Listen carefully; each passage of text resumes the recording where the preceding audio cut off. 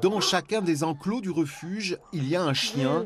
Et derrière chaque animal recueilli et soigné ici, une triste histoire de maltraitance. King, un dog argentin de 4 ans, a été laissé enfermé pendant 2 semaines dans une cage, sans nourriture, muselière attachée. Il a été sauvé in extremis grâce à un signalement. Ses propriétaires étaient partis en vacances aux États-Unis. Notre King, il a bien repris. Il était, au début, il avait très peur de l'homme, donc on avait du mal à l'approcher. C'était compliqué.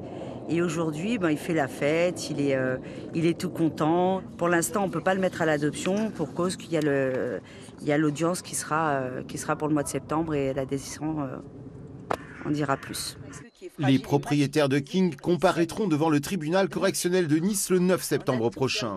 Mais il n'est pas simple de se repérer dans le maquis des lois qui sanctionnent les mauvais traitements.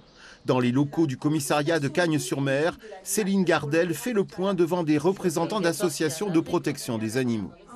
Donc il y a deux choses différentes, il y a le signalement, et ça le commun des mortels, n'importe qui vite peut le dire, et par contre après pour porter plainte, il faut être victime, donc soit le propriétaire de l'animal, soit une association de protection animale.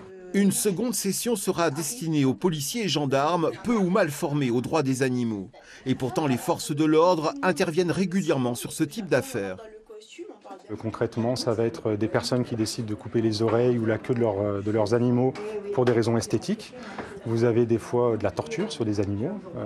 Là, c'est vraiment, là, je vous parle des faits les plus graves. Mais vous avez aussi des faits plutôt contraventionnels, on va dire, qui sont en fait du délaissement d'animaux. Et là, à l'arrivée de l'été, vous voyez qu'on va tomber de plus en plus sur des cas d'abandon d'animaux. Il y a un an, un couple de Niçois vivant avec 159 chats et 7 chiens dans 80 mètres carrés a été condamné à 1 an de prison avec sursis, 100 000 € de dommages et intérêts versés aux associations.